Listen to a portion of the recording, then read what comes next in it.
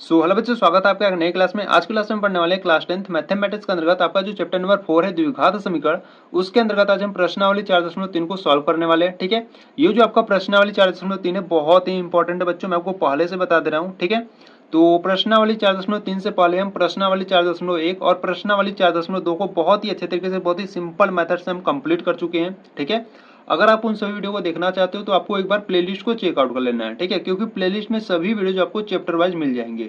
ठीक है, तो आज की वीडियो में क्या करने वाले हैं, आज की वीडियो में हम प्रश्नावली 4.3 के बेसिक कॉन्सेप्ट और एग्जाम्पल को देखेंगे। ठीक है, यानी कि बेसिक कॉन्सेप्ट के साथ उसमें जितने भी एग्जाम्पल्स होंगे उन सभी एग्जाम्पल्स को हम सॉल्व करने वाले हैं। ठीक है, देखो आपके एग्जाम्पल्स उतने ही इंपॉर्टेंट होते हैं जितने आपके प्रश्नावली के क्वेश्चन होते हैं। ठीक है, तो आपको एग्जाम्पल्स को आपको छोड़ना ही नहीं है। ठीक है, तो ये जो आपका प्रश्नावली 4.3 है इसमें आपको पढ़ना क्या है। ठीक है, तो यहाँ से अगर हम बात करें, ये जो आपका प्रश्नावली 4.3 है इसमें आपको पढ़ना है मूलों की प्रकृति। ठीक है, जो कि बहुत ही इंपॉर्टेंट है, आपके बोर्ड एग्जाम में काफी सारे प्रश्न इस टॉपिक से आते ही हैं। ठीक है, तो ध्यान से देखना, मैं आपको बहुत ही सिंपल तरीके से इसको एक्सप्लेन करने वाला हूँ। ठीक है, तो यहाँ से अगर हम बात करें इसके पहले बेसिक की, ठीक है, बेसिक के बाद हम इसके एग्जाम्पल्स को सॉल्व करेंगे। ठीक है, तो बच्चों यहाँ से आज हम पढ़ने वाले हैं प्रश्नावली। ठीक है, प्रश्नावली 4.3। ठीक है, प्रश्नावली 4.3 को हम स्टार्ट कर रहे हैं। ठीक है, तो इसके हम पहले हम देखेंगे बेसिक को। ठीक है, बेसिक के साथ इसमें जितने भी एग्जांपल्स होंगे उन सभी एग्जांपल्स को हम सॉल्व करने वाले हैं। ठीक है, तो पहले हम बात करेंगे बेसिक की। ठीक है, तो देखो प्रश्नावली 4.3 में आपको, अगर हम बेसिक की बात करें तो इसमें आपको सिर्फ 2 टॉपिक पढ़ने हैं। ठीक है, कितने आपको पढ़ने हैं? सिर्फ 2 टॉपिक। ठीक है, जो पहला टॉपिक है वो आपको पढ़ना है विविक्तकर। ठीक है, पहला टॉपिक क्या है? विविक्तकर। ठीक है, जिसको इंग्लिश में हम कहते हैं डिस्क्रिमिनेंट कहते हैं। ठीक है, जिसको इंग्लिश में हम डिस्क्रिमिनेंट कहते हैं। ठीक है, ये जो विविक्तकर होता है ये एक फार्मूला होता है जिसको आपको ध्यान देना होगा। ठीक है, तो इसका जो फार्मूला होता है वो क्या होता है? देखो ये जो विविक्तकर का जो फार्मूला होता है, ठीक है, विविक्तकर, ठीक है, ये जो विविक्तकर है इसको हम पहले तो डी से प्रदर्शित करते हैं। ठीक है, डी से ही क्यों करते हैं? क्योंकि देखो विविक्तकर को इंग्लिश में हम क्या कहते हैं? डिस्क्रिमिनेंट कहते हैं। ठीक है, तो इस डिस्क्रिमिनेंट का जो फर्स्ट लेटर है वो क्या है? डी है। ठीक है, तो इसीलिए हम विविक्तकर को डी से रिप्रेजेंट यानी कि प्रदर्शित करते हैं। ठीक है, तो विविक्तकर यानी कि डी बराबर यहाँ से सूत्र हो जाता है बी स्क्वायर माइनस का 4ac। ठीक है, तो इस फार्मूले को आपको याद रखना है। ठीक है, विविक्तकर यानी कि डी बराबर बी स्क्वायर माइनस 4ac होता है। ठीक है, तो इसके बाद आपको एक मूल ज्ञात करने के लिए एक सूत्र होता है, उसको भी आपको ध्यान देना है। ठीक है, तो सूत्र क्या होता है? देखो मूल ज्ञात करने के लिए सूत्र होता है x is equal to minus B plus minus under root में B square minus 4ac upon 2a। ठीक है, ये मूल ज्ञात करने के लिए फार्मूला होता है, या इसको आप इस प्रकार से लिख सकते हो। ठीक है, ये जो x is equal to minus B plus minus under root में B square minus 4ac upon 2a है, या आप इसको इस प्रकार से लिख सकते हो x is equal to minus B plus minus under root में, देखो ये जो बी स्क्वायर माइनस 4ac है इसको हम क्या लिख सकते हैं? इसको हम डी लिख सकते हैं क्योंकि ये विविक्तकर का फार्मूला है। ठीक है, ये जो अंडर रूट में है ये आपका विविक्तकर का फार्मूला है और विविक्तकर को हम डी से प्रदर्शित करते हैं। ठीक है, तो अंडर रूट में हम क्या लिख सकते हैं? अंडर रूट में डी लिख सकते हैं और अपान में 2a। ठीक है, तो या आप इसको इस प्रकार से याद कर लो या इस प्रकार से आप याद कर लो। ठीक है, दोनों आपके सेम ही है। ठीक है, तो इस प्रकार से आपका जो विविक्तकर है इस प्रकार से आपको फाइंड करना होगा, यानी कि आपको पहले आपको एक द्विघात समीकरण दिया जाएगा। ठीक है, उस द्विघात समीकरण से आपको बी, ए और सी का मान यहाँ पर पुट अप कर डी का मान ज्ञात करना होगा। ठीक है, तो ये रहा आपका विविक्तकर का फॉर्मूला जो आपको याद कर लेना है। ठीक है, ठीक है, और ये जो x है ये यानी कि जो x इज इक्वल टू ये जो सूत्र है ये आपका क्या है? ये आपको मूल ज्ञात करने के लिए है। ठीक है, ये जो है ये जो फार्मूला है ये मूल ज्ञात करने के लिए है। ठीक है, ये जो फार्मूला है ये आपके मूल ज्ञात करने के लिए है। ठीक है, या ये फार्मूला याद करो या ये, दोनों सेम ही फार्मूला है। ठीक है, तो ये हो गया आपका विविक्तकर। ठीक है, इसके बाद जो सेकेंड टॉपिक आता है वो है मूलों की प्रकृति। ठीक है, यानी कि जब आप x का मान ज्ञात कर लोगे और विविक्तकर फाइंड कर लोगे तो उसके बाद आपको पढ़ना है मूलों की प्रकृति, यानी कि आपको बताना है कि मूल आपका कैसा है।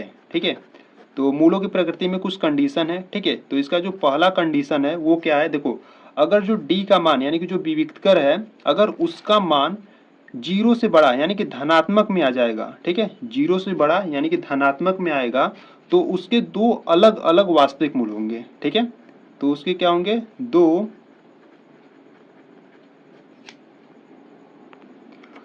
दो अलग अलग,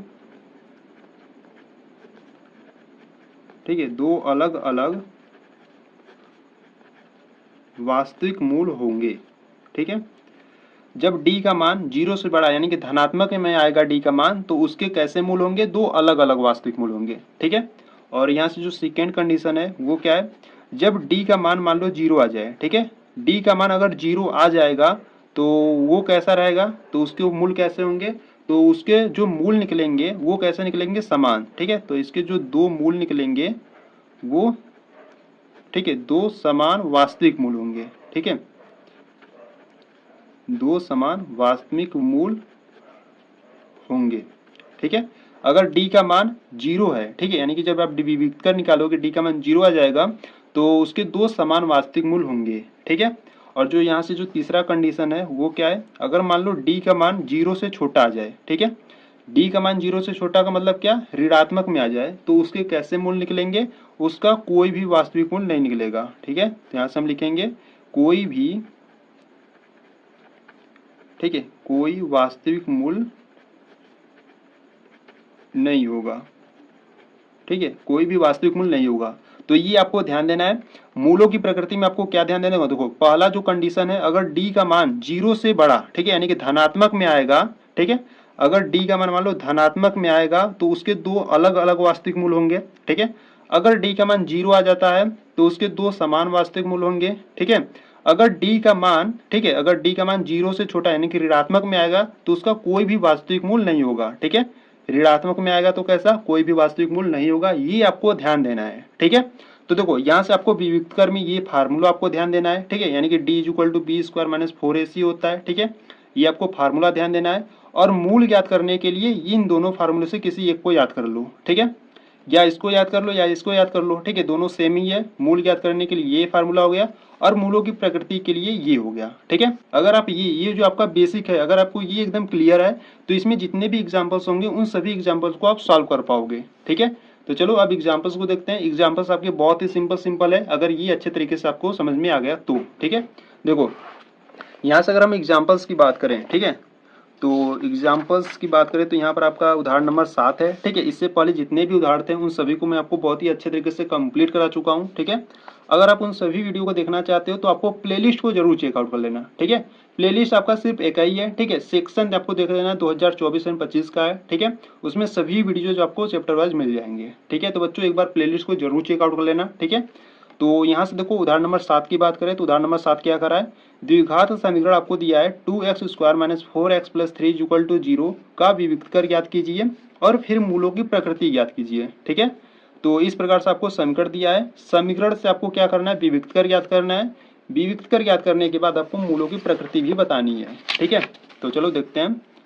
तो यहाँ से अगर हम बात करें एग्जाम्पल, ठीक है, 7 की, तो एग्जाम्पल 7 की बात नहीं, यानी कि उदाहरण नंबर 7 की, तो यहाँ से देखो आपको दिया क्या, पहले उसको मैं लिख लेता हूँ। ठीक है, तो यहाँ से आपको एक द्विघात समीकरण दिया है 2x स्क्वायर, ठीक है, माइनस का 4x plus 3 is equal to 0। ठीक है, ये आपको एक द्विघात समीकरण दिया गया है। ठीक है, अब इस द्विघात समीकरण से हमको क्या ज्ञात करना है? पहले विविक्त कर। ठीक है, देखो विविक्त कर यानी कि जो आपका जो डिस्क्रिमिनेंट होता है वो कैसे ज्ञात करते हैं। देखो पहले यहाँ से मैं आपको बताता हूँ। देखो इसका जो द्विघात समीकरण का मानक रूप होता है वो क्या होता है? A X square plus B X plus C is equal to 0। ठीक है, ये द्विघात समीकरण का क्या होता है? मानक रूप होता है। ठीक है, इसमें देखो एक्स स्क्वायर का गुणांक क्या है? ए है, एक्स का गुणांक क्या है? बी है, और ये सी क्या है? आपका अचर पद है। ठीक है, तो यहाँ से अगर हम बात करें तो देखो यहाँ से जो ए का मान निकलेगा, एक्स स्क्वायर का गुणांक क्या है? 2 है। ठीक है, और यहाँ पर एक्स स्क्वायर का गुणांक ए है, तो यहाँ पर जो ए का मान निकलेगा वो 2 निकलेगा।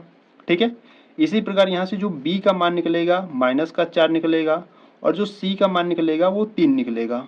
ठीक है, तो यहाँ से आपको डिस्क्रिमिनेंट यानी कि विविधकर का फार्मूला लगाना है। तो क्या होता है? D is equal to b square minus 4ac होता है।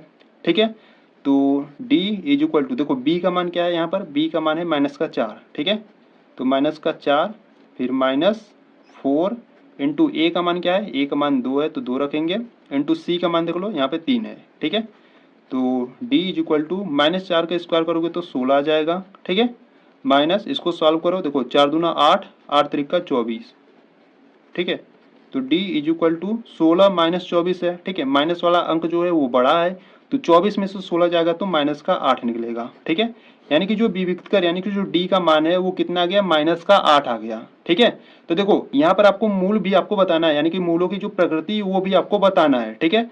तो d का जो मान अगर माइनस में आ जाता है यानी कि 0 से छोटा है, ठीक है, 0 से छोटा आ गया तो वो कैसा होगा, उसके मूलों की प्रकृति कैसी होगी, तो उसका कोई भी वास्तविक मूल नहीं होगा, ठीक है। यहाँ पे देख लो, अगर d का मान 0 से छोटा यानी कि ऋणात्मक में होगा तो उसका कोई भी वास्तविक मूल नहीं होगा, ठीक है। तो यहाँ पर आपको बस क्या करना है, लिख देना है अतः, ठीक है, अतः कोई भी, ठीक है, अतः कोई वास्तविक मूल नहीं होगा, ठीक है। इस प्रकार से आपको सॉल्व करना था, ठीक है।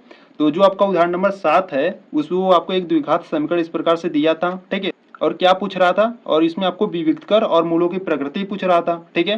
तो विविक्तकर यानी कि डी का मान हम यहाँ से याद कर लिए, ठीक है। और डी का मान यहाँ पर आपको ध्यान देना है, देखो यहाँ पर डी का जो मान है वो माइनस में आ गया, ठीक है। जब माइनस में यानी कि 0 से छोटा आता है तो वो कैसा होता है, उसमें मूलों की प्रकृति कैसी होती है, तो उसका कोई भी वास्तविक मूल नहीं होता है, ठीक है। तो इस प्रकार से आपको लिखकर बता देना है, ठीक है। तो यहाँ पर आपका जो एग्जाम्पल नंबर 7 था आपका कंप्लीट हुआ, ठीक है। तो चलो एग्जाम्पल नंबर 8 को देखते हैं। देखिए यहाँ से अगर हम बात करें उदाहरण नंबर 8 की, तो देखो यहाँ पर आपको उदाहरण नंबर 8 दिया है, ठीक है। देखो क्या करा है, 13 मीटर व्यास वाले एक वृत्ताकार पार्क की परिसीमा के एक बिंदु पर एक खंभा इस प्रकार गाड़ना है कि इस पार्क के एक व्यास के दोनों अंतर बिंदुओं पर बने फाटक ए और बी खंभे की दूरियों का जो अंतर है वो 7 मीटर हो, ठीक है। ऐसा करना संभव यदि है तो दोनों फाटकों की कितनी दूरियों पर खंभा गाड़ना है, ठीक है। देखो प्रश्न को बच्चों ध्यान से पढ़ना, जितने अच्छे तरीके से आप प्रश्न पढ़ोगे उतने ही अच्छे तरीके से आपको समझ में आएगा, ठीक है। देखो यहाँ से प्रश्न के कहने का ये मतलब है कि 13 मीटर का कोई व्यास वाला एक वृत्ताकार एक पार्क है, ठीक है। अब उसके परिसीमा पर आपको एक बिंदु इस प्रकार आपको मतलब कि एक बिंदु पर इस प्रकार आपको खंभा गाड़ना है कि वो जो व्यास है, ठीक है, उस पार्क का जो व्यास होगा उन दोनों बिंदुओं पर, देखो यहाँ से ध्यान से पढ़ना, इस पार्क के एक व्यास के दोनों अंतर बिंदु पर बने फाटकों, ठीक है, ए और बी से खंभे की दूरियों का जो अंतर हो कितना हो, 7 मीटर का हो, ठीक है। तो चलो हल करते हैं उदाहरण नंबर 8 को, ठीक है। बहुत ही सिंपल है, ठीक है, और इम्पोर्टेंट भी है, ठीक है। तो ध्यान से देखना किस प्रकार से इसको सॉल्व करेंगे। देखो यहाँ से अगर हम बात करें एग्जाम्पल नंबर 8 की, ठीक है, तो यहाँ से आपको एक 13 मीटर का व्यास आपको एक मतलब कि वृत्ताकार आपको बना लेना है, ठीक है। तो यहाँ से अगर हम बात करें एक वृत्ताकार हम बना लेते हैं इस प्रकार से, ठीक है। तो इसका जो व्यास है, ठीक है, तो बच्चों यहाँ पे ध्यान देना, इसका जो व्यास है, ठीक है, वो कितना है, 13 मीटर का है, ठीक है। इसका जो व्यास है वो कितना है, 13 मीटर है, ठीक है। तो यहाँ पर हम कोई बिंदु ए मान लेते हैं और यहाँ पर हम कोई बिंदु बी मान लेते हैं, ठीक है। तो इन दोनों बिंदुओं से, ठीक है, ये जो आपका जो बिंदु ए है, ये जो आपका बिंदु बी है, ठीक है, इन दोनों बिंदुओं से एक खंभा आपको इस प्रकार गाड़ना है, कहाँ गाड़ना है, इस वृत्ताकार के परिसीमा पर, ठीक है। इस प्रकार आपको गाड़ना है कि दोनों बिंदुओं से जो उसका अंतर हो कितना हो, 7 मीटर का, ठीक है, 7 मीटर का अंतर हो, ठीक है। यानी कि बिंदु ए से और बिंदु बी से जो दूरी का अंतर होगा वो कितना होना चाहिए, 7 मीटर का होना चाहिए, ठीक है। तो मान लो हम यहाँ पर कोई खंभा सी गाड़ लेते हैं, ठीक है। तो यहाँ से अगर आप इसको रिप्रेजेंट करो इस प्रकार से, इसको मिलाओ, ठीक है, इसको मिलाओगे तो क्या आपका बनेगा, देखो यहाँ से बिंदु बी से और बिंदु ए से दूरियों का जो अंतर होना चाहिए वो 7 मीटर का होना चाहिए, ठीक है। तो मान लेते हैं ये जो BC का दूरी है उसको हम x मान लेते हैं, ठीक है। तो AC का कितना हो जाएगा, AC का x प्लस 7 हो जाएगा, क्यों होगा, क्योंकि जो दूरियों का अंतर होना चाहिए वो 7 मीटर का अंतर होना चाहिए, ठीक है। अगर ये x है तो ये x प्लस 7 है, ठीक है। जैसे मान लो ये x है और ये x प्लस 7 है, तो दोनों में क्या अंतर है, दोनों में 7 मतलब कि 7 का अंतर है, ठीक है, यानी कि इसमें 7 अधिक है, ठीक है। तो इस प्रकार से आपको फिगर को बना लेना है, ठीक है। तो यहाँ पर आपका एक क्या बनेगा, देखो यहाँ पर ये आपका एक क्या है, 90 डिग्री का है, ठीक है। तो 90 डिग्री के सामने वाली भुजा क्या होती है, कर्ण होती है, यानी कि जो AB है ये आपका कर्ण होगा, ठीक है। और ये, ठीक है, ये मान लो यहाँ पर कोई थीटा होगा तो थीटा के सामने वाली भुजा लंब होती है, तो ये BC आपका लंब होगा और AC आपका आधार होगा, ठीक है। यानी कि सिंपल यहाँ पर हम क्या लगाएंगे, पाइथागोरस प्रमेय लगाएंगे, ठीक है। तो यहाँ पर पहले हम क्या करेंगे, देखो पहले जो दिया उसको हम लिखेंगे, ठीक है। तो यहाँ से आप लिखोगे प्रश्नानुसार दिया है, ठीक है। आपको क्या दिया है, देखो यहाँ से अगर हम बात करें तो देखो यहाँ से देखो AP जो है, ठीक है, सॉरी यहाँ पे देखो AB का जो मान है, ठीक है, यानी कि आपको जो कर्ण दिया है, ठीक है, कर्ण कौन सा है, AB का जो मान है वो आपको 13 मीटर दिया है, ठीक है। और यहाँ से AC जो है, ठीक है, AC का क्या मतलब, आधार, ठीक है, AC यानी कि जो आधार है AC वो आपको क्या है, x प्लस का 7 है। और ये जो BC है, ठीक है, BC यानी कि ऊंचाई या लंब का दो, ठीक है, ऊंचाई लंब एक ही होता है। तो ये जो BC है वो क्या है आपके पास x है, ठीक है। तो ये आपको इस प्रकार से इसमें आपको रिप्रेजेंट यानी कि दिया गया है, ठीक है, यानी कि इस प्रकार से हमने जब चित्र बनाया तो इस प्रकार से आपको मिला, ठीक है।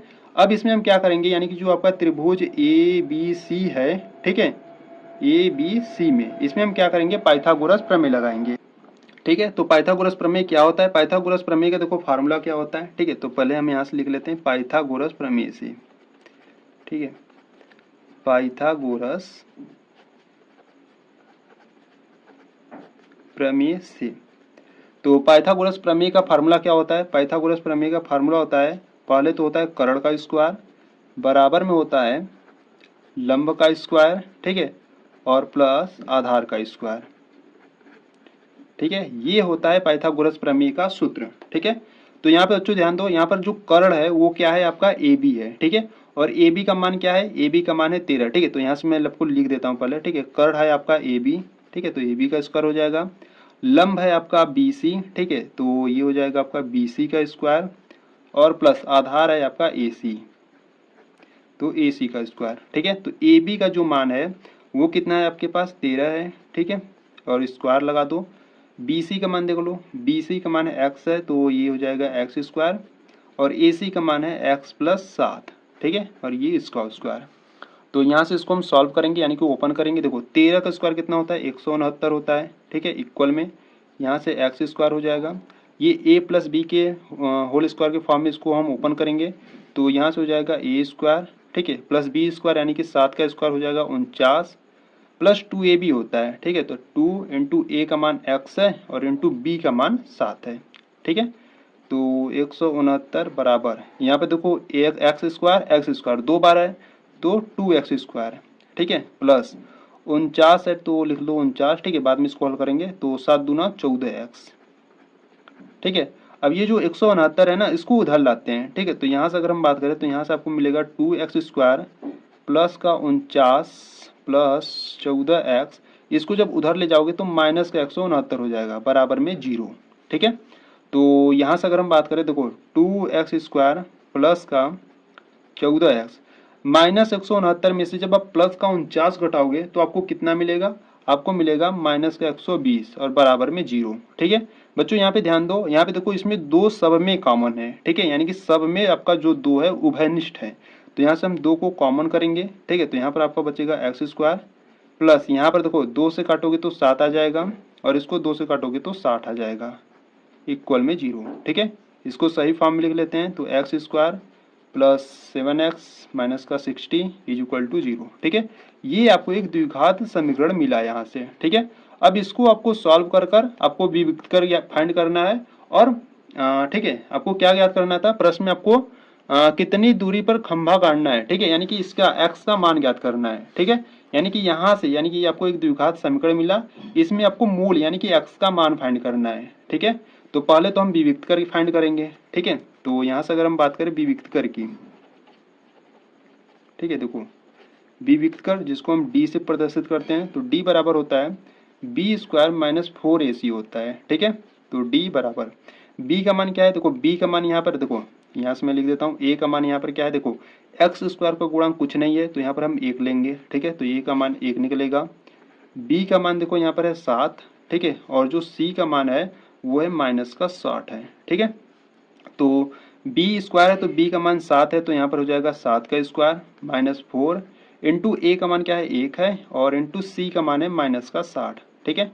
तो d इज इक्वल टू 7 का स्क्वायर कितना होता है 49 होता है, ठीक है। देखो माइनस माइनस प्लस हो जाएगा, और 6 चौका 24 यानी कि 240 हो जाएगा, ठीक है। d इज इक्वल टू दोनों को ऐड कर दोगे तो कितना आ जाएगा 289, ठीक है। तो यहाँ से d का जो मान है वो कितना आ गया 289, ठीक है। तो यहाँ से डी का मान आ गया। अब डी का मान आ गया तो यहाँ से हम क्या करेंगे, मूल यानी कि x का मान ज्ञात करेंगे। ठीक है, तो x का मान ज्ञात करने के लिए इसका जो फार्मूला होता है वो क्या होता है, x इज इक्वल टू होता है minus B plus minus under root में होता है B square minus 4ac upon 2a होता है। ठीक है, या इसको हम इस प्रकार से लिख सकते हैं x is equal to minus B plus minus under root में d अपॉन 2a। ठीक है, तो देखो हम इसको इस प्रकार से लिख लिए तो ये सिंपल थोड़ा सा पड़ जाएगा। क्यों, क्योंकि यहाँ से हम d का मान फाइंड कर लिए तो डायरेक्ट हम यहाँ पर मान रख देंगे। ठीक है, तो यहाँ से अगर हम बात करें x इज इक्वल टू, तो ये हो गया माइनस का b। ठीक है, देखो b का मान क्या है, b का मान है 7। ठीक है, तो यहाँ पर हम रखेंगे 7 और ये प्लस माइनस। ठीक है, अंडर रूट में देखो d है। ठीक है, तो d का मान क्या है, d का मान है 289। ठीक है, और अपान में 2 इंटू a का मान क्या है 1 है। ठीक है, तो इनको हम सॉल्व करेंगे, -7 प्लस माइनस देखो अंडर रूट में 289 है। ठीक है, तो इसका जो वर्गमूल होता है वो कितना होता है, वो होता है 17। ठीक है, तो ये हो गया 17 और बट्टे में 2 एक कम 2 हो गया। ठीक है, तो आपको ये ध्यान देना है यहाँ पे देखो प्लस माइनस में है। ठीक है, तो यहाँ पर हम पहले क्या करेंगे, प्लस को लेकर चलेंगे। ठीक है, माइनस को भी भूल जाओ। ठीक है, तो यहाँ पर x इज इक्वल टू में माइनस का 7 प्लस लिए हैं तो यहाँ पर हम प्लस लेंगे। ठीक है, प्लस का 17 बट्टे में 2। ठीक है, इसको सॉल्व करेंगे तो 17 में से 7 जाएगा तो 10 बचेगा, बट्टे में 2 है। ठीक है, 2 एक कम 2, 2 बच्चे 10, यानी कि जो x का मान निकला वो कितना निकला, 5 निकला। ठीक है, x जब हम प्लस लिए तो x का जो मान निकला वो 5 निकला। ठीक है, अब हम क्या करेंगे, माइनस लेंगे। तो x इज इक्वल टू में यहाँ पर माइनस का 7 है तो माइनस का 7। अब यहाँ पर हम प्लस नहीं लेंगे। ठीक है, हम क्या लेंगे, माइनस लेंगे। तो माइनस का 17 बाई में क्या है 2। तो इनको सॉल्व करेंगे, 17 और 7 दोनों को ऐड करो दो तो माइनस का 24 हो जाएगा, बट्टे में 2 है, 2 एक कम 2, 2 बराबर 24, यानी कि यहाँ से जब माइनस का लिए तो यहाँ से निकला माइनस का 12। ठीक है, तो यहाँ से जो x का मान निकला, एक तो 5 निकला, एक तो माइनस का 12 निकला। ठीक है, ये जो माइनस का 12 है ना बेटा, ये आपका हो जाएगा अग्राह।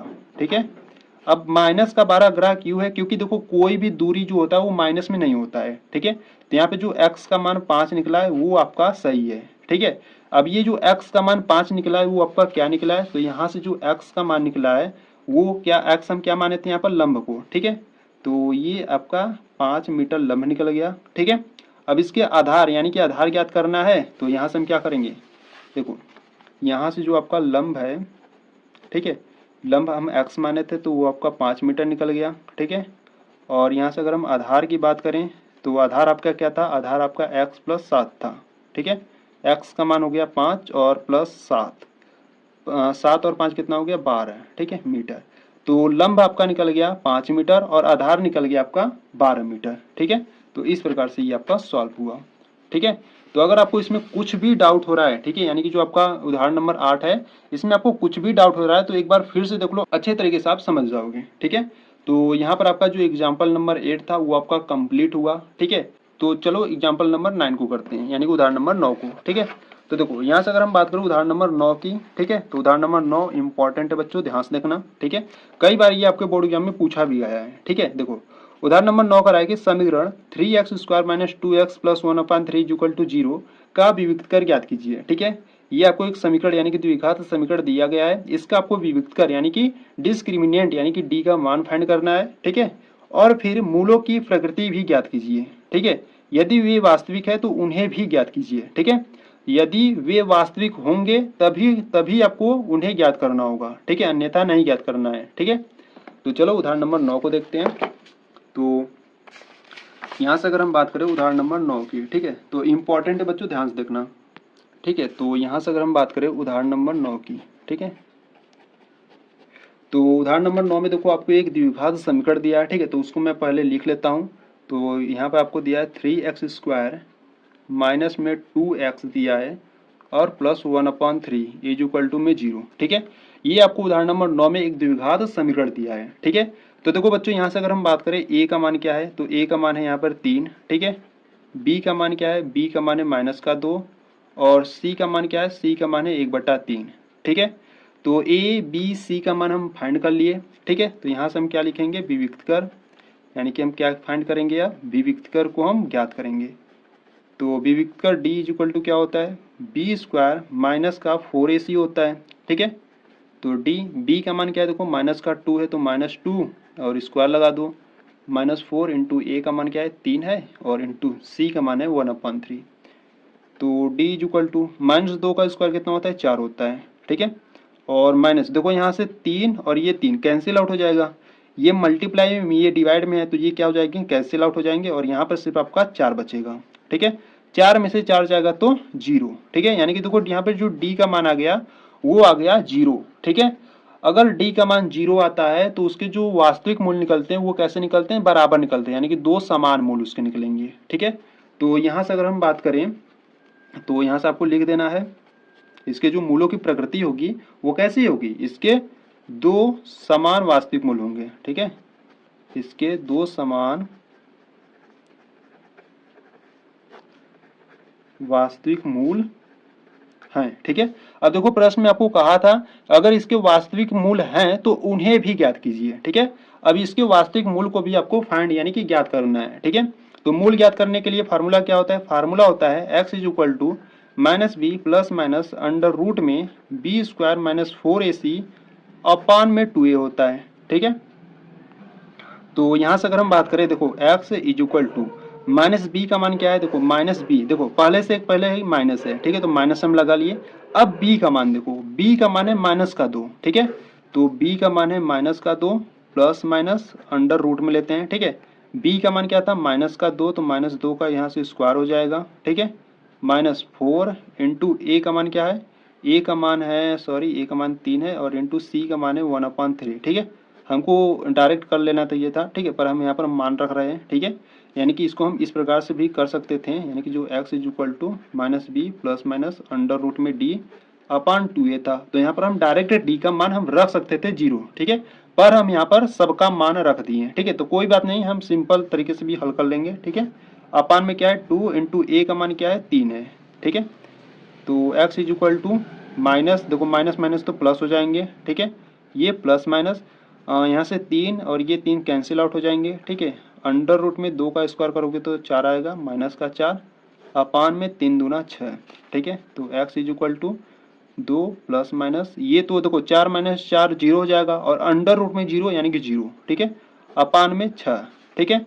तो यहाँ से हम पहले देखो क्या करेंगे, यहाँ से हम पहले प्लस का लेंगे, ठीक है। पहले हम क्या करेंगे प्लस का लेंगे, तो x इज इक्वल टू होगा 2 प्लस 0 अपान में 6, तो ऐड कर दोगे तो 2 ही आएगा और अपान में 6 है, तो 2 एक कम 2, 2 3 6, ठीक है। यानी कि जो x का मान निकला वो 1/3 निकला, ठीक है, प्लस लेने पर। इसी प्रकार जब हम माइनस लेंगे तो x is equal to 2 minus 0 upon में 6 बराबर में 2/6, ठीक है। 2 एक कम 2, 2 3 6, यानी कि जब हम माइनस लिए तब इसका जो मान है x का वो कितना आ गया 1/3, ठीक है। तो यहाँ पे जो x का मान आया वो 1/3 आया और दूसर का जो आया वो भी 1/3 आया, ठीक है।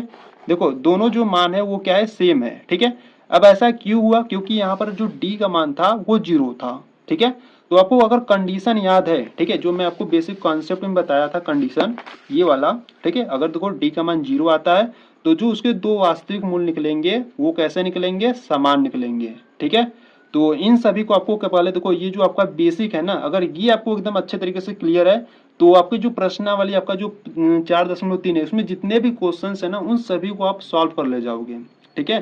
तो बच्चों इसलिए जो आपका बेसिक है उसको आपको जानना बहुत ही जरूरी है, ठीक है। तो बेसिक पहले आपको क्लियर होना चाहिए, ठीक है। तो ये आपका जो, ठीक है, तो यहाँ पर जो आपका जो उदाहरण नंबर 9 था, ठीक है, उदाहरण नंबर 2 वो आपका कंप्लीट हुआ, ठीक है। तो इसमें जितने भी एग्जाम्पल्स थे वो आपका सॉल्व हो गया, ठीक है। तो इसके बाद आपका है प्रश्नावली 4.3, ठीक है। हम बात करें यहाँ पर क्वेश्चन नंबर फर्स्ट की, तो देखिए क्वेश्चन नंबर फर्स्ट क्या करा है, क्वेश्चन नंबर फर्स्ट करा है कि निम्न द्विघात समीकरणों के मूलों की प्रकृति ज्ञात कीजिए, यदि मूलों का अस्तित्व हो तो उन्हें भी ज्ञात कीजिए, ठीक है।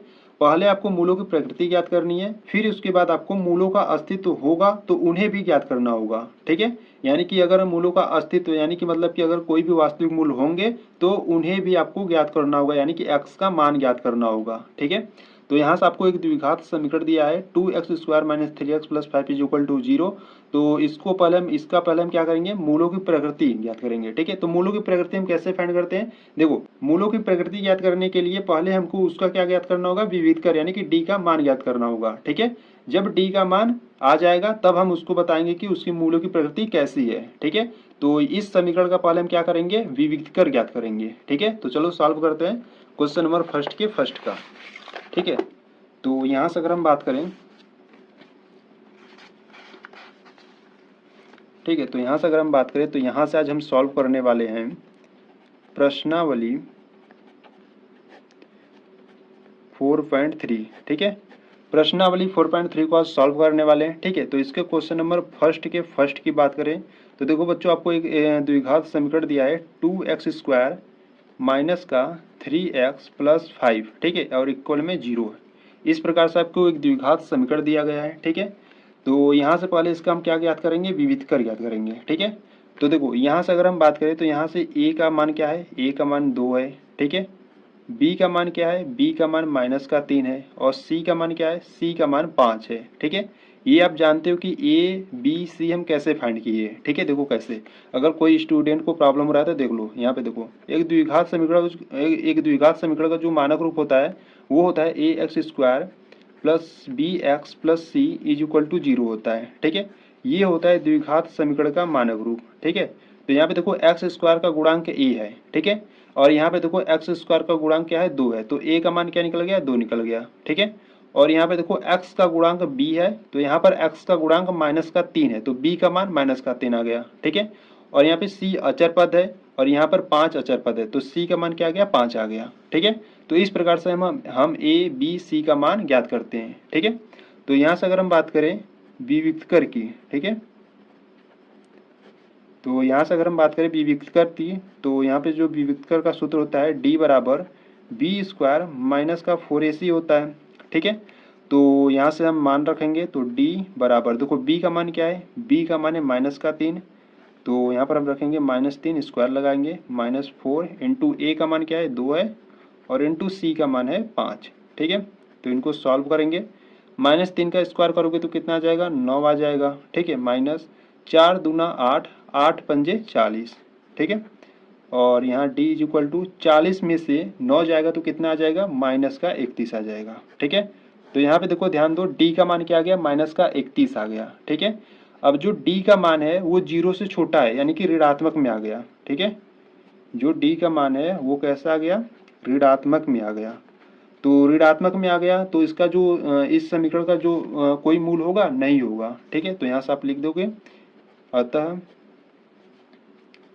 ठीक है, अतः दिए गए, ठीक है, अतः दिए गए समीकरण का कोई वास्तविक मूल नहीं है,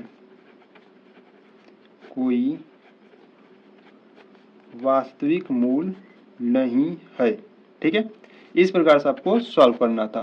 ठीक है, यानी कि इसके जो मूलों की प्रकृति है वो कैसी है, उसका कोई भी वास्तविक मूल नहीं है। ठीक है, आपको ये ध्यान होगा कि मैं आपको जो मूलों की प्रकृति था वो आपके 3 कंडीशन थे। ठीक है, अगर देखो पहला कंडीशन क्या था, अगर d का मान 0 से बड़ा होता था, ठीक है, अगर d का मान 0 से बड़ा होता था, यानी कि d का मान जब धनात्मक होता था तो उसके 2 अलग अलग वास्तविक मान आते थे। ठीक है, जैसे मान लो एक x आएगा तो एक y आएगा। ठीक है, और दूसरा कंडीशन क्या था, अगर d का मान 0 आ जाता था तो उसके 2 बराबर, मतलब कि 2 वास्तविक जो मान थे वो सेम थे, यानी कि 2 समान वास्तविक मूल थे। ठीक है, जैसे मान लो एक x आ रहा है तो दूसरा भी x ही आएगा।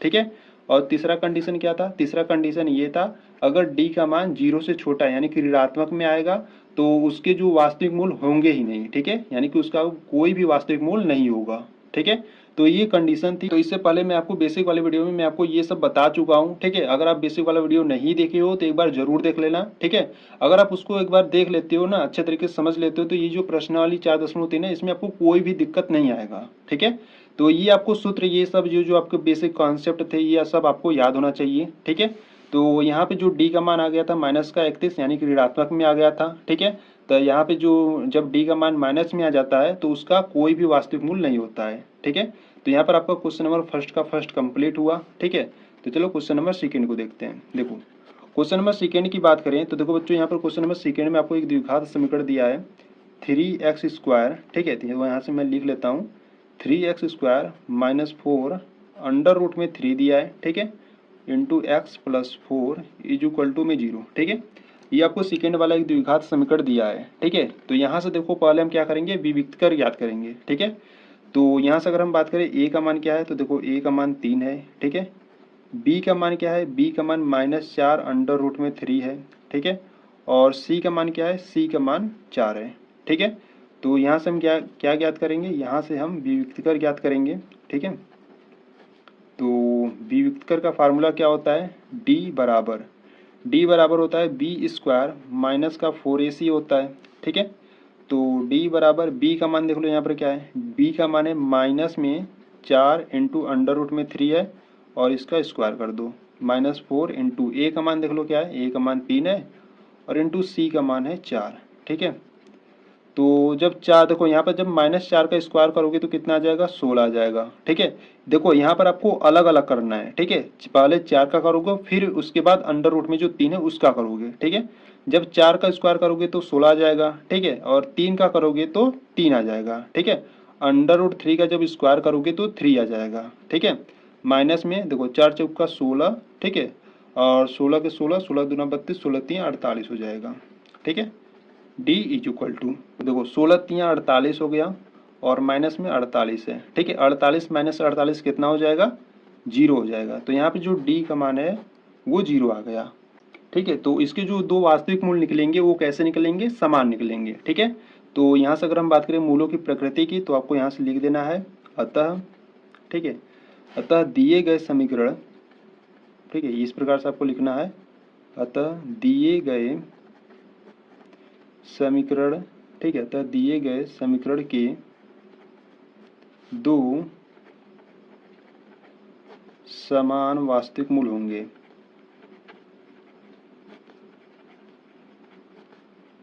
ठीक है। अतः दिए गए समीकरण के दो समान वास्तविक मूल हैं, ठीक है। अब दो समान वास्तविक मूल है तो वास्तविक मूल है तो उसको भी आपको ज्ञात करना था, क्योंकि आपको प्रश्न में कहा था कि यदि मूलों का अस्तित्व हो तो उन्हें भी ज्ञात कीजिए, ठीक है। तो यहाँ पर दो वास्तविक मूल है तो उन्हें भी हम ज्ञात करेंगे, ठीक है।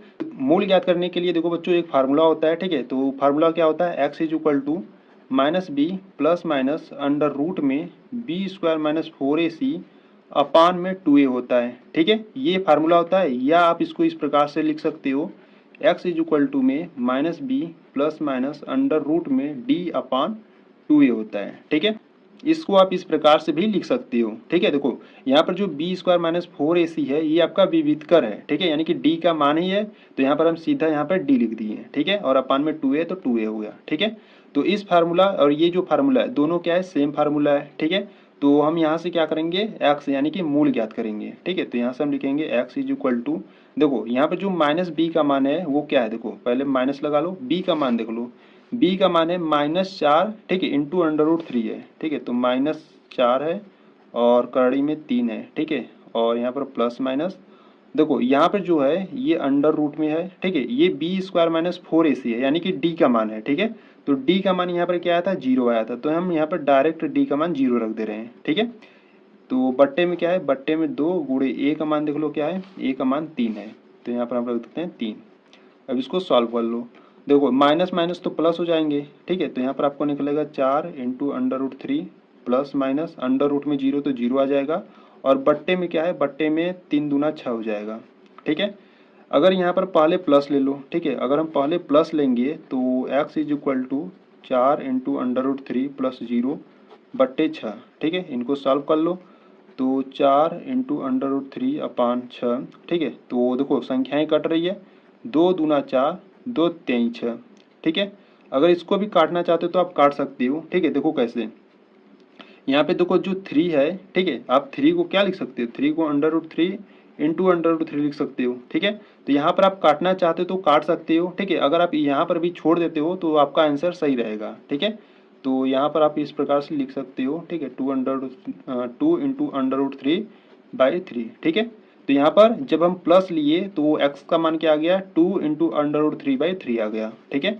जब हम माइनस लेंगे यानी कि x इज इक्वल टू, यहाँ पर जब हम माइनस लेंगे तो क्या आ जाएगा, देखो जब हम माइनस लेंगे और बट्टे में 6 है तो यहाँ से आपका निकलेगा वही निकलेगा, ठीक है। इसमें जीरो घटाओगे तो वही संख्या आएगा। यहाँ से 2 से काट लो, 2 दूना 4, 2 तेईं 6, और यहाँ से आ गया 2 इंटू अंडर रूट 3/3, ठीक है। यानी कि देखो दोनों मान क्या है, सेम है, ठीक है। तो यानी कि यहाँ से जो x का मान आया वो क्या आ गया, 2 इंटू अंडर रूट 3/3, ठीक है, और 2 इंटू अंडर रूट 3/3 आ गया, ठीक है। ये दो x के मान आ गए, ठीक है। अब ऐसा क्यों हुआ, क्योंकि देखो जो d का मान था वो 0 था। अगर d का मान 0 आता है तो जो आपके वास्तविक मूल्य निकलते हैं वो दोनों समान निकलते हैं, ठीक है। तो इस प्रकार से आपको ये क्वेश्चन जो सेकंड था आपको सॉल्व करना था, ठीक है। तो यहाँ से आपका क्वेश्चन नंबर 2 भी कंप्लीट हुआ, ठीक है। तो चलो क्वेश्चन नंबर अब थर्ड को देखते हैं। तो देखो यहाँ से अगर हम बात करें क्वेश्चन नंबर थर्ड की, ठीक है, तो क्वेश्चन नंबर थर्ड की बात करें तो क्वेश्चन नंबर थर्ड में देखो बच्चों आपको एक द्विघात समीकरण इस प्रकार से दिया है, ठीक है।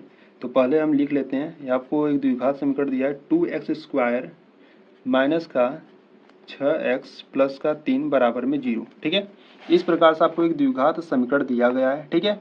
अब इसको आपको क्या करना है, सॉल्व आउट करना है, ठीक है। देखो यहाँ से अगर हम बात करें, यहाँ से जो a का मान है वो क्या है, 2 है, ठीक है, और b का मान क्या है, माइनस का 6, और c का मान क्या है, 3 है, ठीक है।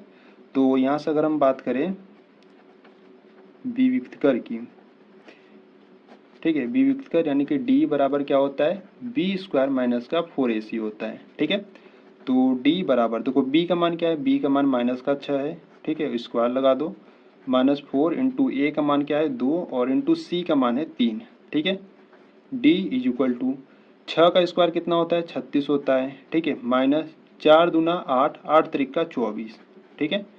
d इज इक्वल टू 36 में से 24 जाएगा तो कितना बचेगा, 12 बचेगा, ठीक है। यहाँ पे जो d का मान आ गया वो कितना आ गया, 12 आ गया, ठीक है। देखो d का जो मान है वो 12 है, यानी कि प्लस में है, ठीक है। अब d का जब मान प्लस में है यानी कि 0 से बड़ा है, ठीक है, तो वो कैसे होंगे, तो इसका जो वास्तविक मूल्य होगा वो अलग अलग होगा, ठीक है।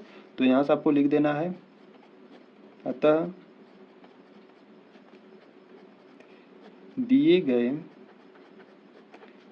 समीकरण के दो अलग अलग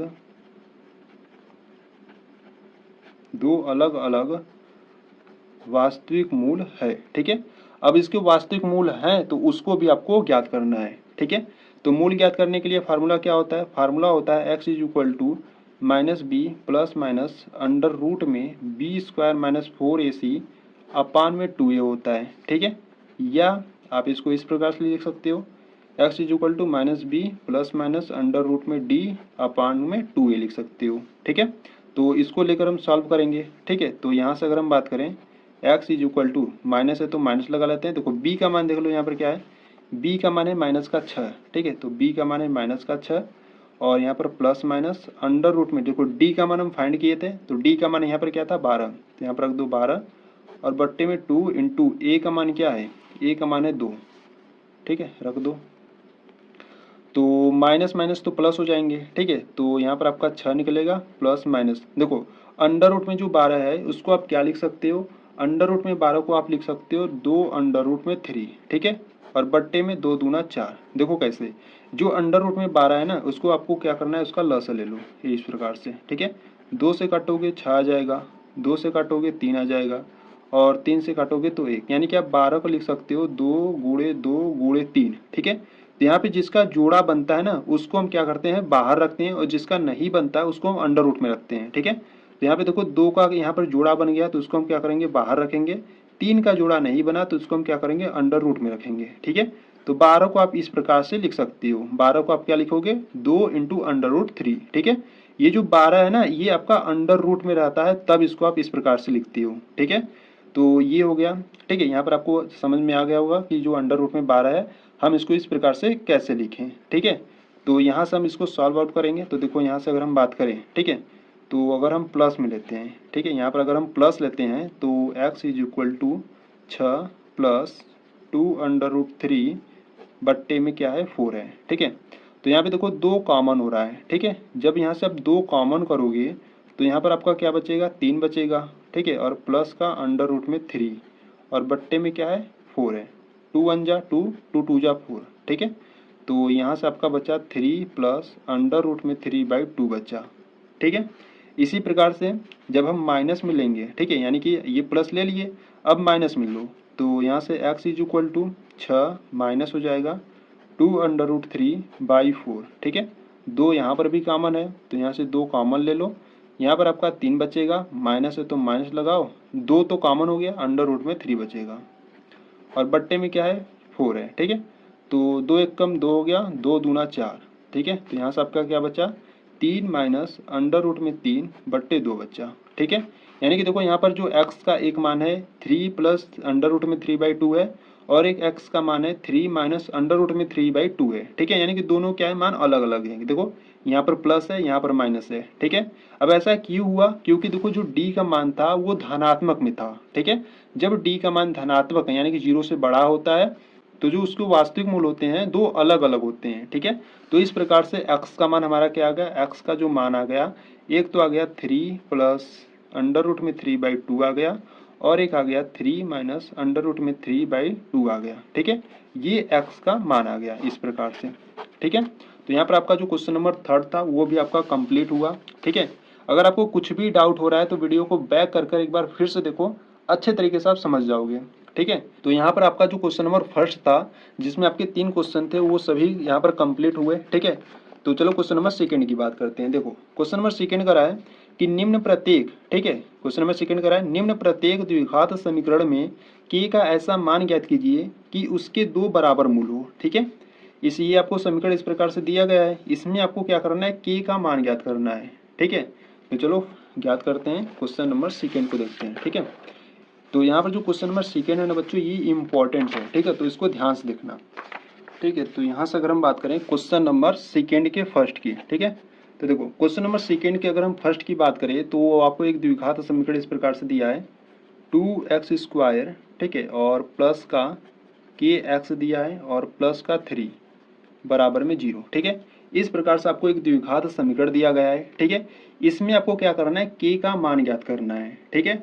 तो देखो प्रश्न को अगर आप ध्यान से पढ़े होंगे तो देखो प्रश्न में आपको क्या करा के निम्न प्रत्येक द्विघात समीकरण में k का ऐसा मान ज्ञात कीजिए कि उसके 2 बराबर मूल हो, ठीक है। देखो प्रश्न में ही आपको आंसर छुपा है, ठीक है। देखो यहाँ पर आपका करा है कि उसके 2 बराबर मूल हो। अब 2 बराबर मूल किसके होते हैं, जब d का मान 0 होता है, ठीक है। जब d का मान 0 होता है तो उसके 2 बराबर मूल होते हैं, ठीक है। तो इसके कहने का ये मतलब कि जो यहाँ पर जो विविक्त कर हम लिखेंगे यहाँ पर जो d का मान होगा वो हमारा 0 होगा, ठीक है। तो यहाँ से अगर हम बात करें तो देखो यहाँ से जो a का मान है वो क्या है 2 है, ठीक है। b का मान क्या है k है और जो c का मान है वो 3 है, ठीक है। तो यहाँ से अगर हम विविक्त कर की बात करें तो विविक्त कर d इज इक्वल टू क्या होता है b² माइनस का 4ac होता है, ठीक है।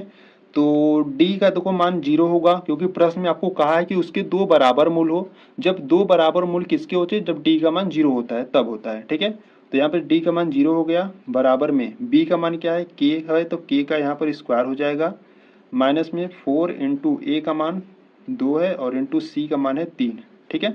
तो इसको सॉल्व करेंगे तो देखो 0 बराबर k² हो जाएगा और माइनस में 4 दूना 8, 8 त्रिक का 24, ठीक है।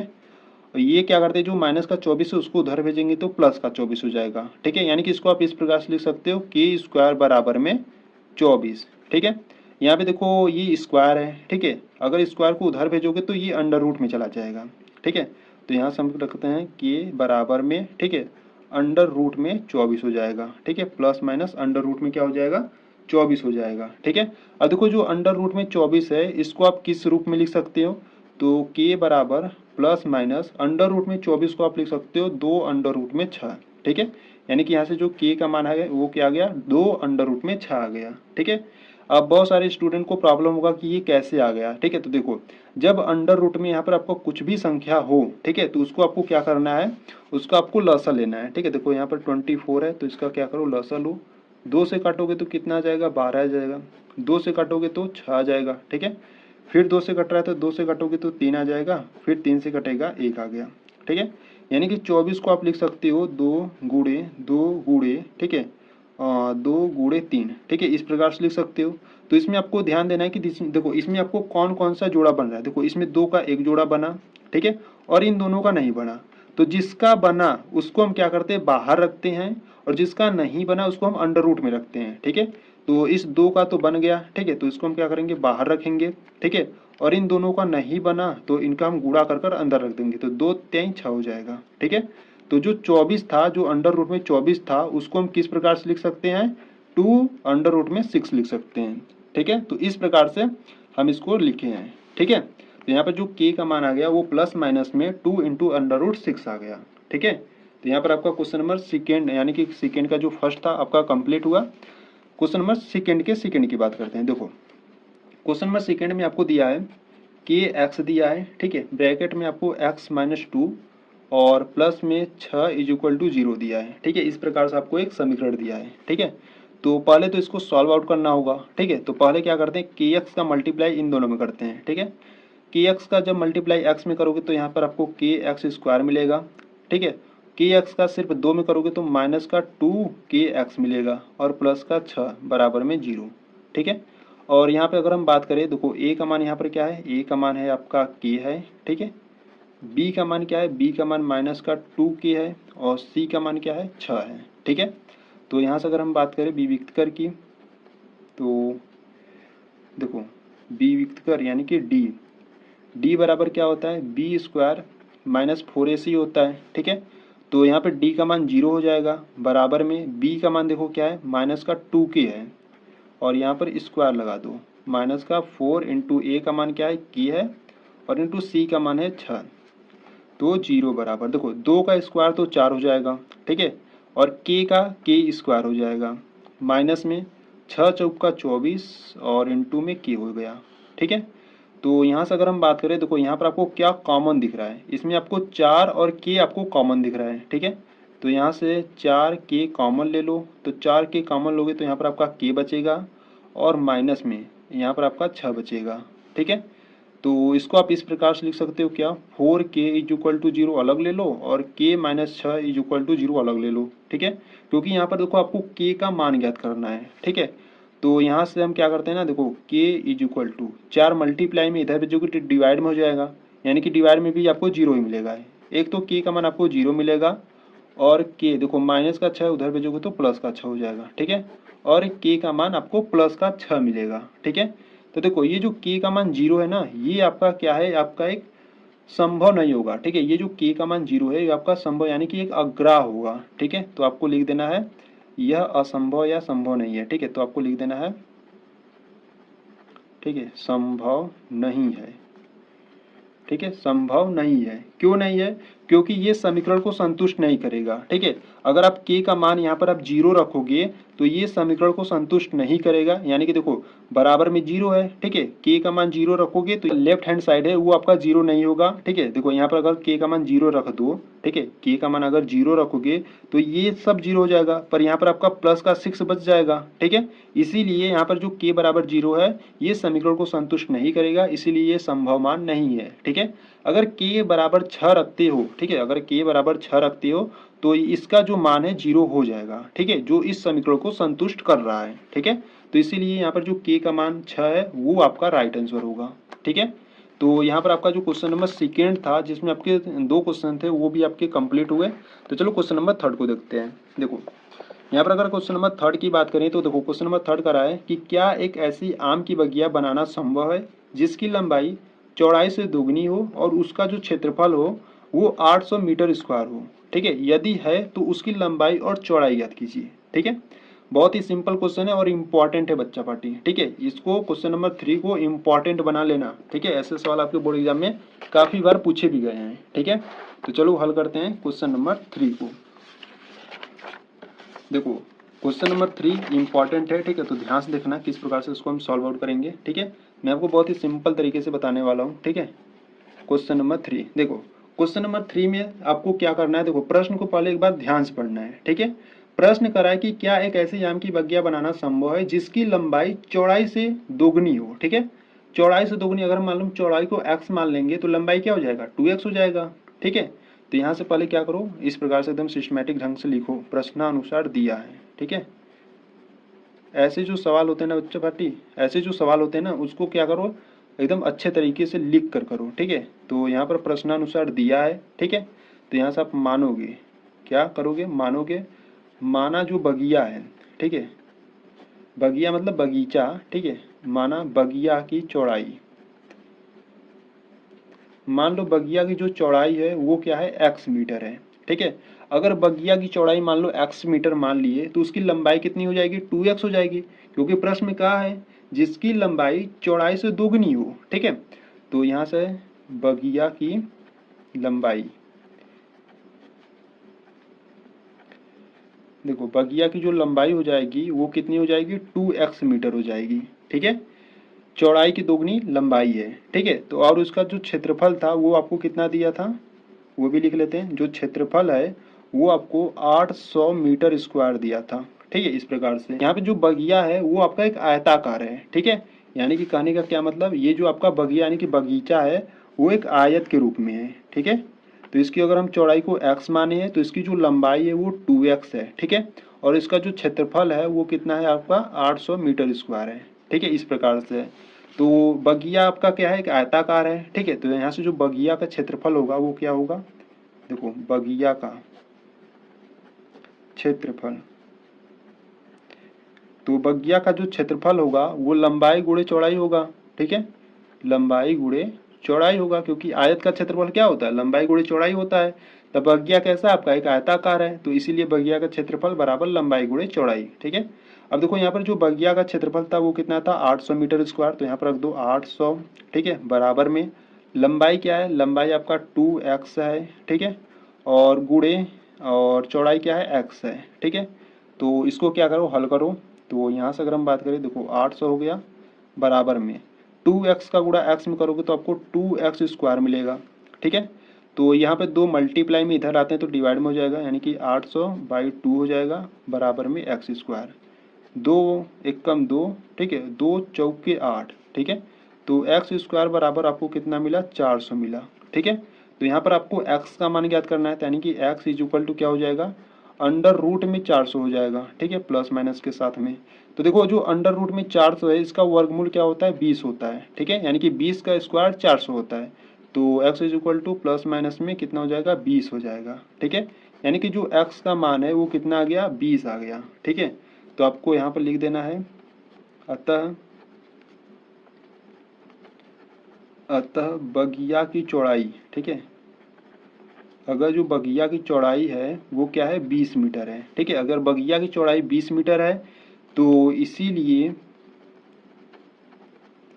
बगिया की लंबाई, ठीक है, बगिया की लंबाई कितनी हो जाएगी, देखो बगिया की जो लंबाई थी वो क्या था, दोगुना यानी कि 2x था। ठीक है, तो यहाँ पर 2 × x का मान क्या था, 20। ठीक है, तो कितना हो जाएगा यहाँ से 20 और गुणे 2 करोगे तो 40 हो जाएगा। ठीक है, तो बगिया की जो चौड़ाई है वो 20 मीटर है और बगिया की जो लंबाई है वो 40 मीटर हो जाएगी। ठीक है, तो इस प्रकार से आपको सॉल्व करना था क्वेश्चन नंबर 3 को। ठीक है, अगर आपको इसमें कुछ भी डाउट हो रहा है तो एक बार फिर से देख लो, अच्छे तरीके से आप समझ जाओगे। ठीक है, तो यहाँ पर आपका जो क्वेश्चन नंबर 3 है वो आपका कंप्लीट हुआ। ठीक है, तो चलो क्वेश्चन नंबर 4 को देखते हैं। देखिए यहाँ से अगर हम क्वेश्चन नंबर 4 की बात करें तो क्वेश्चन नंबर देखो 4 क्या करा है, क्वेश्चन नंबर 4 कह रहा है कि क्या निम्न स्थिति संभव है, यदि है तो उनकी वर्तमान आयु ज्ञात कीजिए। ठीक है, अगर स्थिति संभव रहेगी तभी आपको उनकी वर्तमान आयु ज्ञात करनी है। ठीक है, अब देखो प्रश्न, दो मित्र की आयु का योग 20 वर्ष है। ठीक है, दो मित्र है, उनकी जो आयु का योग है वो 20 वर्ष है। 4 वर्ष पूर्व उनकी आयु का गुणनफल 48 था। ठीक है, तो इम्पॉर्टेंट है, ध्यान से देख लेना। ठीक है, क्वेश्चन नंबर 4 को। ठीक है, देखो यहाँ से अगर हम बात करें क्वेश्चन नंबर 4 की, ठीक है, क्वेश्चन नंबर 4 की बात करें तो यहाँ पर आपके दो मित्र हैं। ठीक है, तो यहाँ से हम मान लेते हैं, ठीक है, यहाँ से हम मान लेते हैं कि पहले मित्र के, ठीक है, मान लेते हैं पहले मित्र का आयु, ठीक है, माना पहले जो मित्र का आयु है वो क्या है, x वर्ष है। ठीक है, मान लेते हैं हम यहाँ पर जो पहले मित्र का आयु है वो क्या है, x वर्ष है। ठीक है, इसीलिए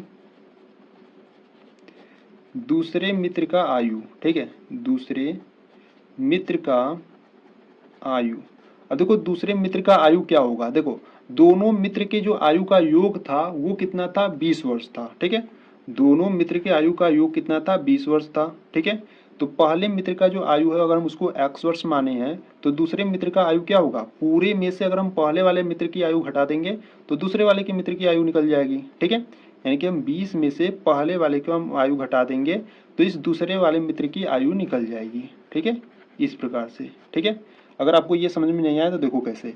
मान लो अगर पहले वाले मित्र की आयु मान लेते हैं यहाँ से 10 वर्ष है। ठीक है, मान लेते हैं पहले वाले मित्र की जो आयु है वो 10 वर्ष है। ठीक है, तो दूसरे वाले मित्र की आयु ज्ञात करने के लिए आप क्या करोगे, पूरे में से 10 को घटा दोगे। ठीक है, तो उसका भी आ जाएगा। तो इसी प्रकार से यहाँ पर अगर पहले वाले मित्र का आयु x वर्ष है तो पूरे में से पहले वाले मित्र को हम घटा दिए हैं। ठीक है, तो दूसरे वाले मित्र की आयु यहाँ से निकल जाएगी।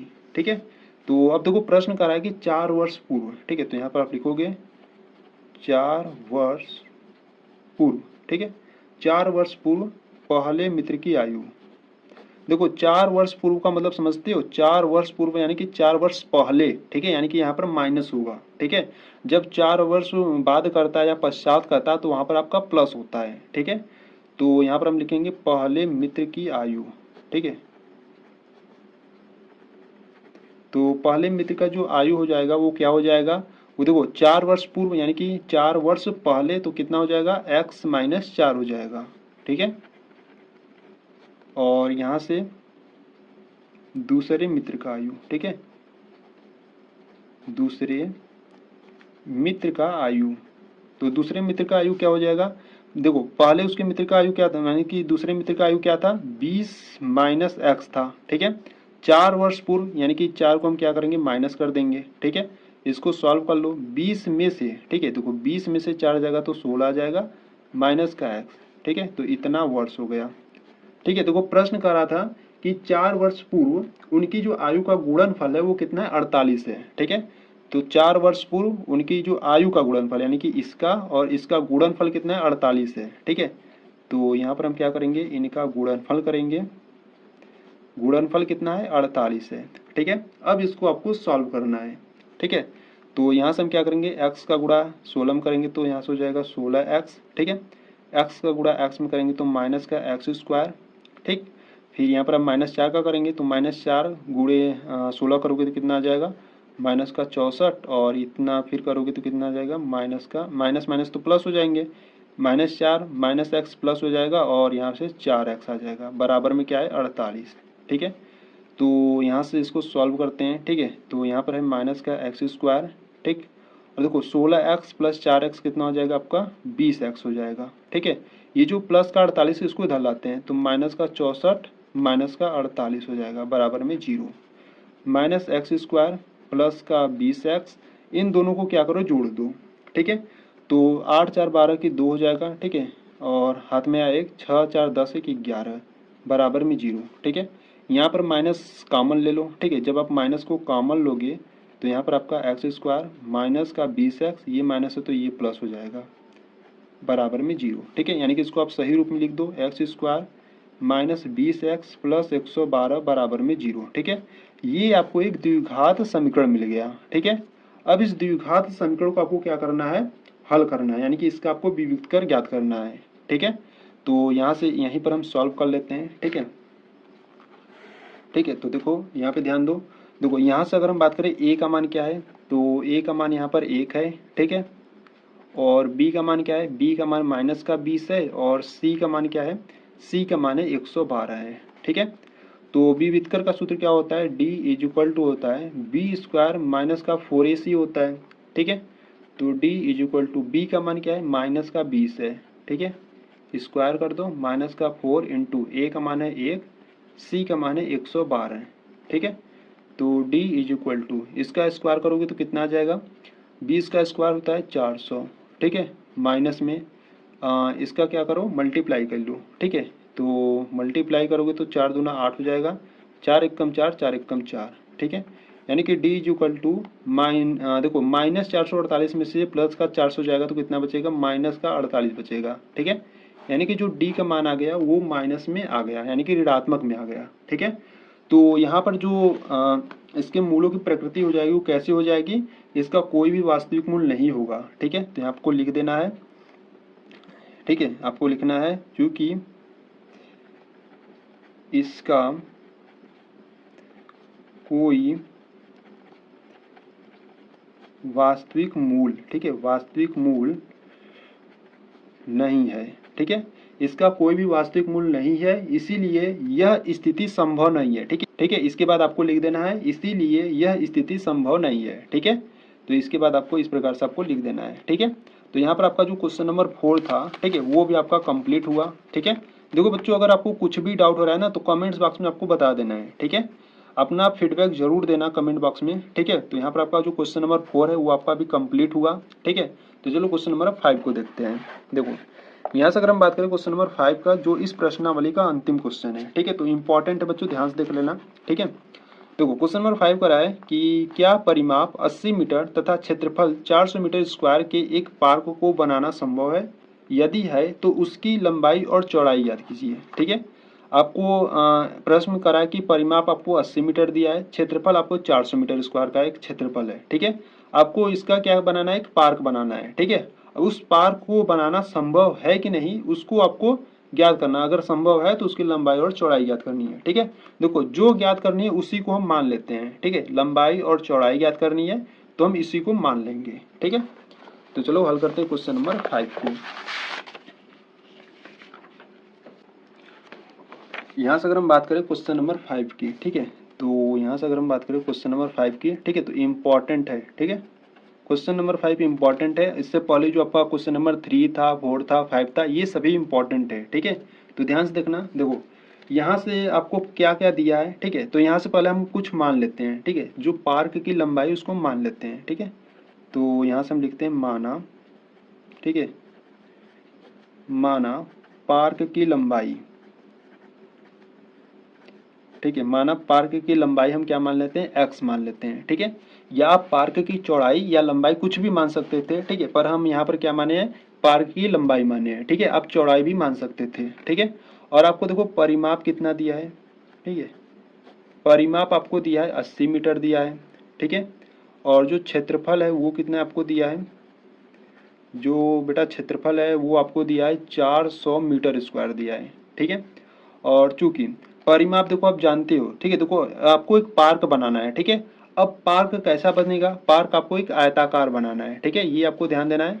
जो यहाँ पर पार्क बन रहा है वो एक आयताकार बन रहा है। ठीक है, इसका जो क्षेत्रफल है वो कितना है, 400 मीटर स्क्वायर है। ठीक है, और ये जो बाहरी परिमाप है वो कितना है, वो 80 मीटर है। ठीक है, तो इसकी हमको क्या ज्ञात करनी है, इसकी हमको लंबाई। ठीक है, तो लंबाई को तो हम x मान लिए है। ठीक है, अब यहाँ पर जो चौड़ाई होगा वो क्या होगा, ये देखो कैसे।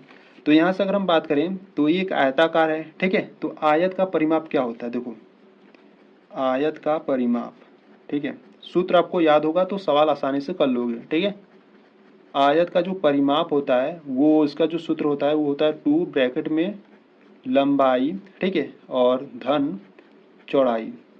ठीक है, ये आपका सूत्र होता है आयत के परिमाप का। ठीक है, तो आयत का जो परिमाप है वो आपको कितना दिया, 80 मीटर दिया है। ठीक है, बराबर में 2 ब्रैकेट में देखो लंबाई को आपने x माना था तो x हो गया, प्लस यहाँ से हम चौड़ाई को ज्ञात करेंगे। ठीक है, तो यहाँ से देखो 2 मल्टीप्लाई में है। ठीक है, इधर आएगा तो डिवाइड में हो जाएगा, यानी कि 80/2 हो जाएगा, बराबर में x प्लस चौड़ाई हो जाएगा। ठीक है, ये मैं आपको बहुत ही सिंपल तरीका बता रहा हूँ। ठीक है, तो ध्यान से देखना। देखो 2 एकम 2 और इसको काटोगे तो 40 बार में कट जाएगा। ठीक है, यानी कि यहाँ से आपका आ गया 40 इक्वल में x प्लस चौड़ाई आ गया। ठीक है, x को उधर भेज दो तो माइनस में हो जाएगा, यानी कि 40 माइनस x हो जाएगा और बराबर में चौड़ाई हो जाएगा। ठीक है, यानी कि चौड़ाई यहाँ से आपका निकल गया 40 माइनस x निकल गया। ठीक है, और चूंकि देखो यहाँ पर आपको क्षेत्रफल भी दिया है। ठीक है, तो यहाँ पर हम क्या लिखेंगे, प्रश्नानुसार। ठीक है, प्रश्नानुसार। अब आयत का क्षेत्रफल क्या होता है, आयत का क्षेत्रफल, आयत का जो क्षेत्रफल होता है वो होता है लंबाई गुणे चौड़ाई। ठीक है, आपको देखो यहाँ से लंबाई को तो हमने x माना है और यहाँ पर आपको चौड़ाई भी निकल गया। ठीक है, इसीलिए हम यहाँ पर आयत का क्षेत्रफल का फार्मूला लगा रहे हैं। ठीक है, और यहाँ पर जो आयत का क्षेत्रफल है वो आपको दिया है 400 मीटर स्क्वायर। तो यहाँ पर रख दो 400, ठीक है, बराबर में लंबाई को हमने x माना था और जो चौड़ाई था वो कितना आया था हमारा 40 माइनस एक्स आया था, ठीक है। अब इसको आपको सॉल्व करना है, ठीक है। तो यहाँ से हो जाएगा 400 इक्वल में x का मल्टीप्लाई करेंगे तो यहाँ से हो जाएगा 40x माइनस का एक्स स्क्वायर, ठीक है। इसको सही रूप में लिखते हैं, यानी कि देखो ये जो सभी है ना इसको इधर लाते हैं। जब इन सभी को इधर लाओगे तो माइनस एक्स स्क्वायर हो जाएगा प्लस का एक्स स्क्वायर, प्लस 40 इधर आएगा तो माइनस का 40x हो जाएगा और ये प्लस में तो है ही, बराबर में 0 बचेगा, ठीक है। ये आपको एक द्विघात समीकरण आपको मिल गया, ठीक है। इसको सॉल्व करने पर आपको एक द्विघात समीकरण मिल गया। अब इसमें आपको क्या करना है, डी का मान यानी कि आपको विविधकर आपको ज्ञात करना है, ठीक है। तो यहाँ से अगर हम बात करें विविधकर की, ठीक है, तो यहाँ से अगर हम बात करें विविधकर की यानी कि डी बराबर क्या होता है, डी बराबर होता है बी स्क्वायर माइनस का 4ac होता है, ठीक है। तो यहाँ से देखो अगर हम बात करें यहाँ पर जो a का मान है वो क्या है 1 है, ठीक है। b का जो मान है यहाँ पर माइनस का 40 है और जो c का मान है वो कितना है 400 है, ठीक है। ये आप ध्यान रखोगे, ठीक है। a का मान 1, b का मान माइनस का 40, c का मान 400 है, ठीक है। तो यहाँ पर हम पुटअप करेंगे तो d बराबर देखो b का मान क्या है माइनस का 40, तो यहाँ पर रखो माइनस का 40 स्क्वायर लगाओ माइनस का 4 इंटू ए का मान है 1 और सी का मान है 400, ठीक है। d इज इक्वल टू 40 का जो स्क्वायर होता है वो कितना होता है, चार देखो 4 को होता है 16, ठीक है, और जीरो का यहाँ से देखो 0 है तो यहाँ पर 40 का है, ठीक है, तो यहाँ पर 0 है तो यहाँ पर डबल 0 हो जाएगा, यानी कि 40 का स्क्वायर कितना होता है 1600 होता है, ठीक है। माइनस में 4 चौका 16 और डबल 0 यहाँ पर भी है, 1600 माइनस 1600 यानी कि जो d का मान आ गया वो 0 आ गया, ठीक है। अब d का मान 0 आ गया तो इसके वास्तविक मूल्य तो हैं, पर कैसे वास्तविक मूल्य होंगे, दो समान वास्तविक मूल्य होंगे, ठीक है। तो दो समान वास्तविक मूल्य होंगे, ठीक है। तो यहाँ पर हम जब मूल्य ज्ञात करेंगे तो क्या जाएंगे, देखो मूल्य ज्ञात करने के लिए जो फार्मूला होता है वो क्या होता है माइनस का b plus minus under root में, ठीक है, यहाँ पर हम सिर्फ d रख दे रहे हैं, ठीक है, और बट्टे में क्या होता है 2a होता है, ठीक है। या आप इसको इस प्रकार से लिख सकते हो x इज इक्वल टू में minus B plus minus under root में बी स्क्वायर माइनस 4ac, ठीक है, अपान में 2a, ठीक है। जो आपको सुटेबल लगे वो आप ले सकते हो, ठीक है। तो यहाँ पर ये थोड़ा सा सरल पड़ेगा क्योंकि यहाँ पर d का मान हम डायरेक्ट रखेंगे, ठीक है।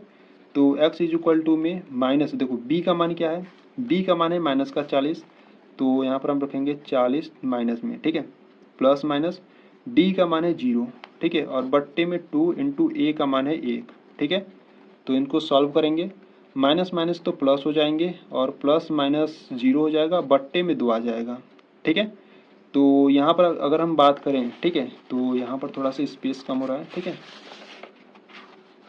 ठीक है। तो यहाँ से देख लेते हैं, ठीक है। देखो यहाँ से अगर हम बात करें तो अगर हम प्लस के लिए लें, ठीक है, अगर हम प्लस के लिए लिए तो x इज इक्वल टू क्या हो जाएगा, यहाँ पर हम प्लस लेंगे तो 40 हो जाएगा प्लस 0 बट्टे 2 हो जाएगा, ठीक है। तो यहाँ से जब इसको हल करोगे तो 40 बट्टे 2 आएगा, 2 एक कम 2 और 2 20 में 40 हो जाएगा, यानी कि यहाँ से जो x का मान आएगा वो 20 आएगा, ठीक है, प्लस लेने पर। अगर वहीं अब हम माइनस लेंगे तो x इज इक्वल टू क्या आ जाएगा, देखो यहाँ पर आपको क्या लेना है माइनस लेना है, ठीक है।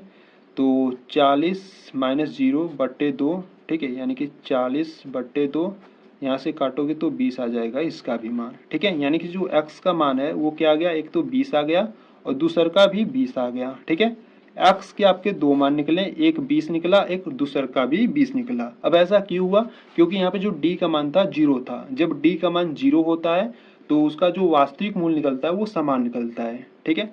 तो यहाँ से अगर हम बात करें, ठीक है, तो यहाँ से अगर हम बात करें पार्क की लंबाई की, पार्क की लंबाई की बात करें तो पार्क की जो लंबाई थी उसको हमने x माना था, तो यहाँ पर जो x का मान आ गया वो कितना आ गया 20 मीटर आ गया, ठीक है। वही अगर हम चौड़ाई की बात करें, ठीक है, वही अगर हम चौड़ाई की बात करें तो देखो चौड़ाई जो था यहाँ पर हमने निकाला था, जो चौड़ाई था 40 माइनस एक्स था, ठीक है। तो जो चौड़ाई था वो 40 माइनस एक्स था, तो यहाँ पर हो गया 40 माइनस एक्स का मान क्या था 20, तो 40 में से 20 जाएगा तो 20 मीटर आ जाएगा, ठीक है। यानी कि लंबाई भी 20 मीटर हो गया, चौड़ाई भी 20 मीटर हो गया, ठीक है। इस प्रकार से ये आपका क्वेश्चन नंबर 5 आपका कंप्लीट हुआ, ठीक है। तो यहाँ पर आपका जो क्वेश्चन नंबर 5 है वो भी आपका कंप्लीट हुआ, ठीक है। यानी कि ये जो आपका प्रश्नावली 4.3 है ये आपका पूरी तरीके से कंप्लीट हुआ, ठीक है। तो बच्चों इसमें आपको कोई भी अगर आपको क्वेश्चन डाउट है तो कमेंट्स बॉक्स में आपको बता देना है, ठीक है। आपको वीडियो कैसी लगी ये भी आपको बता देना है, ठीक है। एक लाइक जरूर कर देना, ठीक है। तो अगर आपको ये वीडियो अच्छी लगी तो वीडियो को लाइक कर देना, ठीक है। इससे पहले हम प्रश्नावली 4.1 प्रश्नावली 4.2 को बहुत ही अच्छे तरीके से मैं आपको कंप्लीट करा चुका हूँ, ठीक है। अगर आप उन सभी वीडियो को देखना चाहते हो तो आप प्लेलिस्ट को एक बार चेकआउट कर सकते हो, ठीक है। क्योंकि देखो प्लेलिस्ट में सभी वीडियोज आपको चैप्टर वाइज मिल जाएंगे, ठीक है। आपको वीडियो को ढूंढने की आवश्यकता नहीं होगा, बस आपको क्या करना है प्लेलिस्ट वाले ऑप्शन में जाना है, वहां पर जाकर उन सभी वीडियो को देखकर अपनी कंप्लीट तैयारी कर सकते हो, ठीक है। तो बच्चों एक बार प्लेलिस्ट को जरूर चेकआउट कर लेना, ठीक है। तो आज की वीडियो में हमने प्रश्नावली 4.3 को कंप्लीट कर लिया, ठीक है। तो अगर आपको ये वीडियो अच्छी लगी तो वीडियो को लाइक कर देना, ठीक है। चैनल पर नया तो चैनल को सब्सक्राइब कर देना, ठीक है। चलो मिलते हैं नेक्स्ट वीडियो में, तब तक के लिए जय हिंद जय भारत।